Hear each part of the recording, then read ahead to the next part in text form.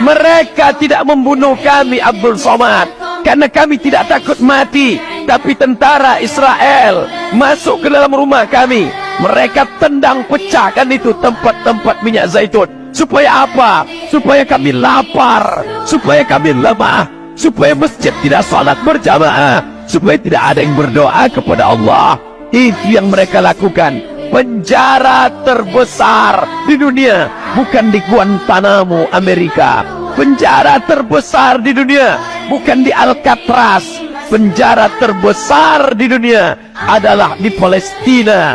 Mereka cari anjing-anjing lapar, herder, tidak mereka kasih makan berhari-hari. Lalu mereka ambil orang Palestina, mereka cambuk berdarah, tumpah darahnya, berbau amis, mereka sobek kulitnya supaya anjing-anjing itu mencium bau darah, supaya menerkam, mencabik-cabik orang Palestina. Tidak diliput oleh TV nasional, tidak ditampilkan TV internasional. Kenapa? Karena kantor berita internasional bernama Reuters, dan Reuters adalah punya Yahudi. Tidak diakui imanmu, walaupun engkau ke Makkah bolak-balik, walaupun engkau rajin solat sunat, walaupun kau rajin doa tak tinggal, walaupun kau tidak pernah absen wirid yasin, tapi kau tak peduli kepada Palestina, maka tak ada guna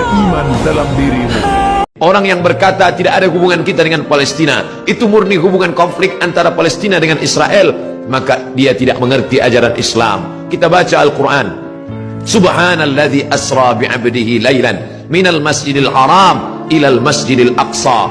Kalau orang mengatakan itu Palestina tidak ada hubungan agama, maka Masjidil Aqsa terletak di Palestina. Nabi Musa hijrah ke Palestina, Nabi Isa lahir besar di Palestina, dan Muhammad sallallahu alaihi wasallam Isra Mi'raj ke Palestina, barulah naik ke Sidratul Muntaha. Maka hubungan kita bukan sebagai hubungan kemanusiaan, tapi hubungan yang lebih kuat.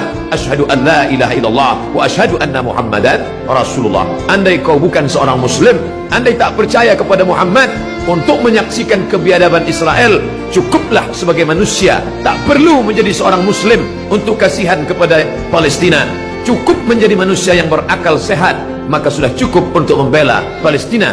Sabar yang paling hebat adalah sabar menahan diri dari zina, padahal kesempatan ada, uang ada, badan sehat, tidak ada halangan apapun, tapi dia sabar menahan dirinya. Nah, itu yang luar biasa.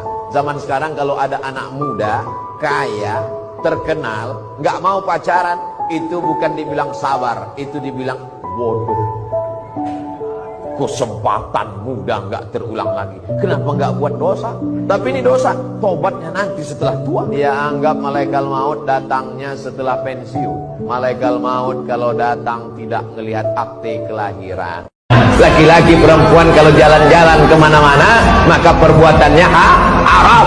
La yakhluwanna rajulun ma'amra'atin illa ma'azi mahramin. Gak boleh berdua-duaan. Ini ajaran Islam, membiarkan anak keluar rumah walaupun bapaknya rajin sholat berjamaah, walaupun punya rumah Quran, walaupun haji ke Makkah bolak-balik, selangkah kakinya di surga. Kalau dia biarkan anak perempuannya di bawah laki-laki tidak mahram, berarti selangkah juga kakinya masuk neraka. Allahu Akbar.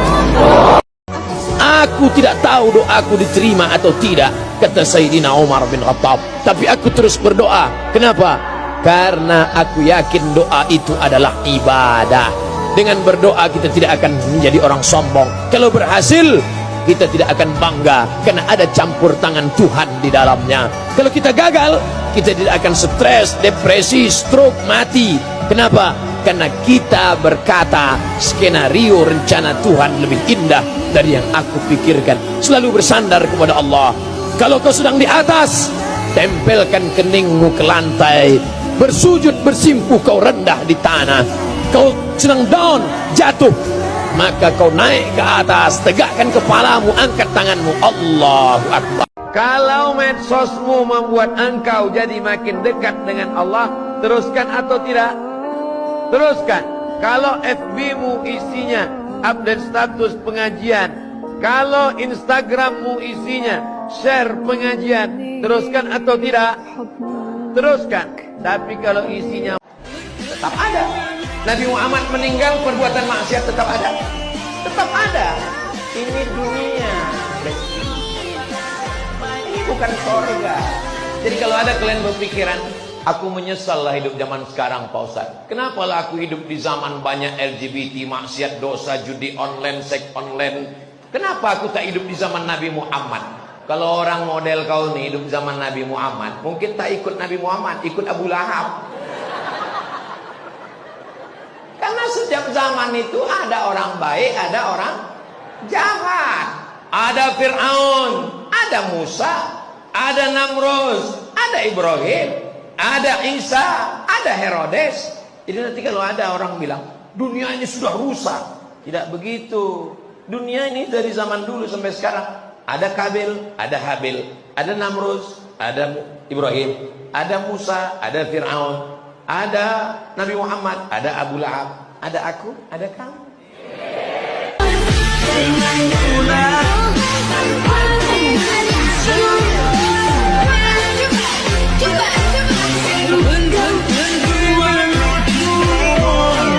Jangan sholat dalam keadaan anggota tubuh diikat.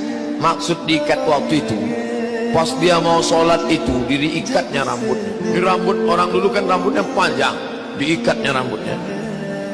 Waktu dia bangkit dari sujud itu, bangkitnya seperti bangkitnya orang sombong.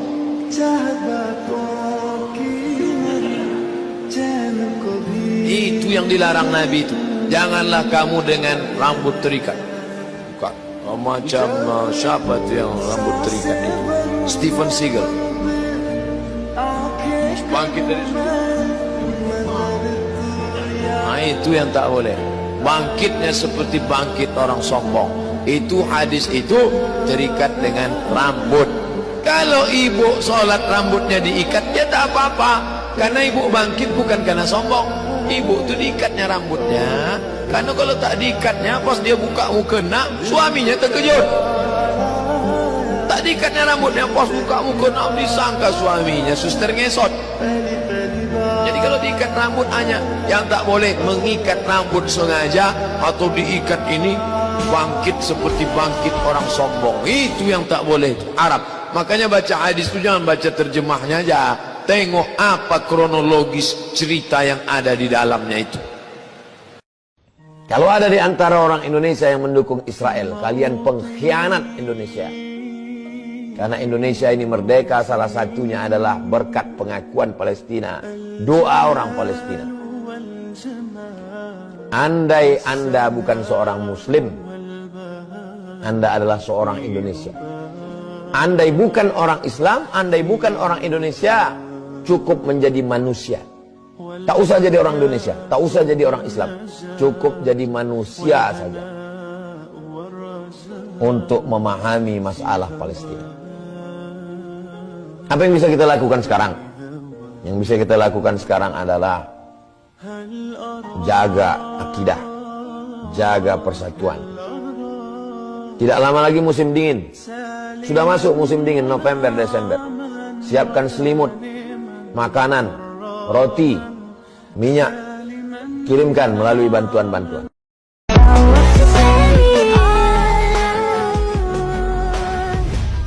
Kata Nabi, nanti ada anak-anak muda di akhir zaman, al-hijratu, orang yang hijrah, orang yang istiqamah pada saat banyak fitnah, ka hijratin ilayya, sama seperti berhijrah bersama Rasul.